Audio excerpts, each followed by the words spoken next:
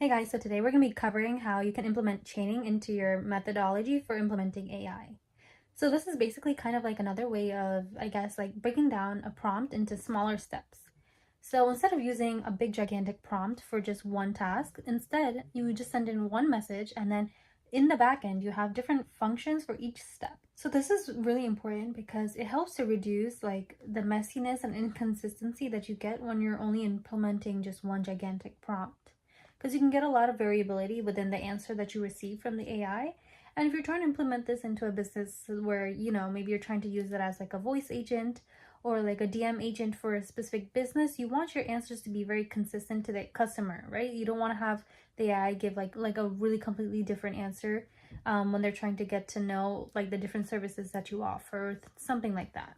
So a way to get around that is to use chaining, and I'll show you an example of maybe using this versus not using it. So let's say you have like a messy transcript or like a certain type of documentation and you want AI to be able to process this in like a few different steps to reach your solution. So maybe things like to clean it up, summarize, extract action items from it, and then maybe write like a follow-up email, right? That's kind of like the overall workflow you would expect from an agent. So instead of putting all of this into one gigantic prompt, we're going to break it down. So here's like the non-chained version. So this would be like maybe you have a definition called process transcript and you only pass in the transcript. And then the prompt is including all of these steps. So you're trying to tell the AI agent to clean up the grammar and make it more readable. 2, summary into 5 bullet points. 3 would be extract action items with owner and deadline. 4, write a professional follow-up email for this transcript. And this is all done in one call overall.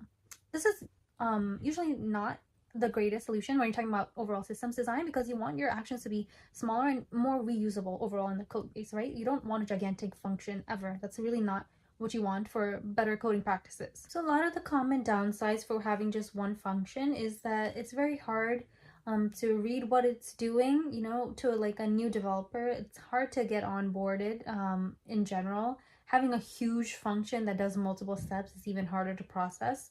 2 is like trying to debug this in production or after production. If any issues do come up, it's way harder to do that because you're not able to pinpoint exactly where in the code that this might be going wrong. And also testing itself, when you're trying to implement tests, unit tests, if this one function is doing 5 different steps, how are you able to, compartmentalize that into smaller pieces to see that every little piece is flowing and testing as it should be? That's kind of hard. So this is like where the fundamentals of development kind of play into when you're creating these AI agents. You should know what the core principles are when implementing it so you don't cause more chaos and stress later on down the road. We're trying to make our lives easier with AI, not harder. So instead, let's fix this and try to break it down into different steps. So if you're not really technical, these steps will be broken down into, I guess like action items, which we as developers would call functions. So this is a super easy, simple solution to this. So here we start with the top of the file. We have just like a generic Ask AI prompt function that we created, which basically just takes in the prompt that you have after each function, minor function that we create, and then just, ask the AI API for the answer. So that function will now be implemented in each mini function that we use. So these 4 steps are the basic ones that we had asked the AI to break it down into. So the first one would be like a clean transcript. You pass in the raw text, clean up what that needs to do, and then maybe you can add in maybe specific like requests that you want to remove capitalization, white space, things like that, lowercase, remove any other extra characters that you don't want. You could do this before passing it into the API, because honestly, APIs are very expensive. The more you can handle by yourself, it's way better. Second function, summarize. Pretty simple. You're now just breaking it down into a smaller function where you're asking it to summarize into 5 bullet points. Over here, you can also specify maybe the type of bullet point you want: star, circle, square, things like that. Another function, extract actions. So extract action items with owner and deadline. You can be more specific about like internal APIs that the AI agent can use for this. So maybe you do have your own API that works with taking out where the owner information is within your document, and so that would be very helpful. And then the generate email, which is you can include the prompt, your summary, the actions that you had from the previous functions, and then you can maybe even specify within this prompt like a sample follow-up email format that you can then pass into the AI agent.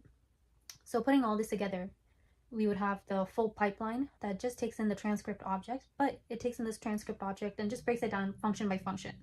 So this is the whole chain. So you have the first function that takes in the object, processes it, spits it out, which is the cleaned argument that's returned. Then you take that cleaned argument, you pass it into summarize, and then keep going and return all of this back to the user that you want.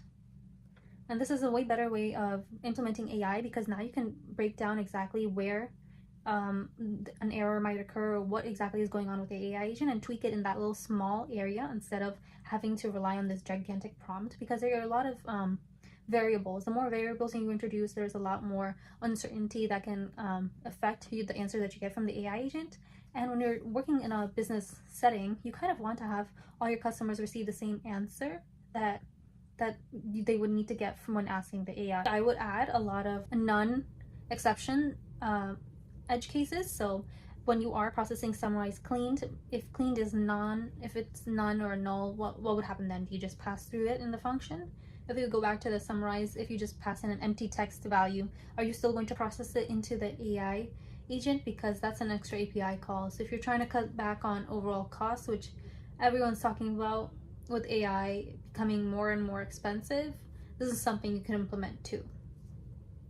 And so this is pretty simple, and please let me know if you have any more questions or any more topics around AI. I'm super interested in learning myself and also to help teach you guys.